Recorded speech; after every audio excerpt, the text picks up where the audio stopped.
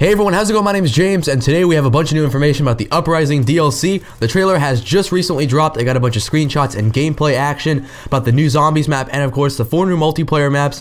Also, we have some new zombies game modes coming in, and of course, in celebration for the new DLC coming out, we have double XP weekend coming soon, so I have all the information and dates on that. Now, a quick little note before I start out, Uprising will be available on the Xbox first at April 16th. A later date will be scheduled for the PlayStation and of course the PC. So first off, starting with the multiplayer maps, we have Magma. This is a map that looked pretty cool, and it actually is taking place in a modern Japanese village. There's going to be volcanic eruptions, there's going to be carving paths all around the map and throughout this Japanese town. Now, this is going to be the first map to have interactive lava, meaning the lava can flow through the map, maybe the players can control it, or maybe just be a natural element, and it can actually kill the players. So if you're backing up and not watching your behind, you can actually end up walking into some lava and dying. Now for the next map we have Encore, and basically Encore is this rock stage. It's a deserted London music festival, and there's a bunch of opportunities. This map is really unique because there's a bunch of run and gun opportunities, close quarters combat opportunities, and of course some long range combat opportunities. The big key with this map, I can already tell, is going to be controlling the main center stage. You'll have control over the whole map, and if your team can control the center stage, you'll easily be able to win the game. For the third map, we have Vertigo, and it's the futuristic high-rise. It's India housing and high-tech lab. Now, there's going to be a bunch of vistas and multi-tier pathways. This map's going to be pretty hard to kind of resemble high-rise. It's going to be up on the top of a building. Now, the cool thing is there's going to be very little defense on this. You can easily fall off the edge of the map, so if you are a player who likes to stick to the edge of the maps, this map will definitely be a challenge for you. And like I said, in the trailer that I have in the description, there's guys knifing windows and jumping from building to building. This map's going to be very mobile, and you definitely have to watch your back because people can easily jump to the sides of the buildings and flank you. Last but not least, we have the most anticipated map, Studio. Studio is a Hollywood movie backlot with a bunch of cinematic themes. It's going to range from sci-fi, Old West, all that stuff, but here's where it hits. Studio is actually a new modern remake of Firing Range, everyone's favorite map besides Nuketown. So we're going to have Studio here. It's going to be a modern remake of Firing Range. It's going to be the exact same layout, but it is going to have a new face and skin to it. Moving on to the zombies map, Mob of the Dead. It's going to take place in Alcatraz with 4 mobsters as the main characters.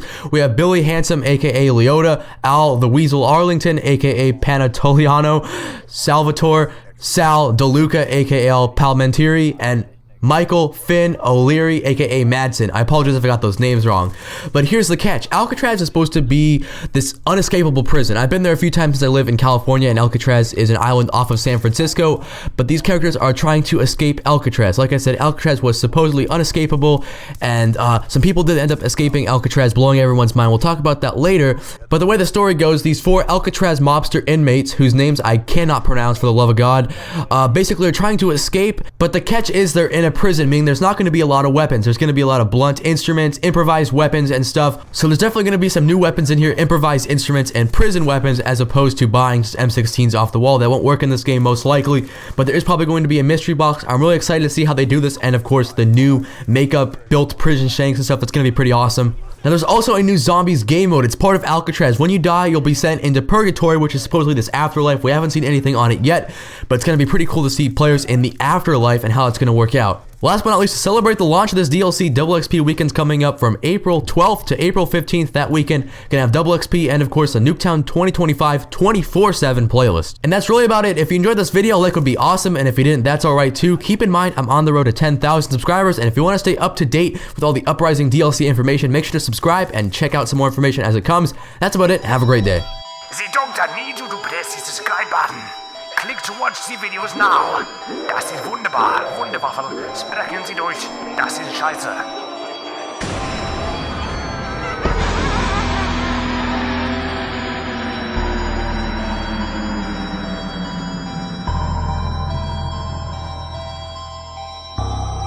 Entry 7410, go on! Perhaps this station will hold the key to the real goals of Group 935. I still do not trust my unconventional allies, but they are a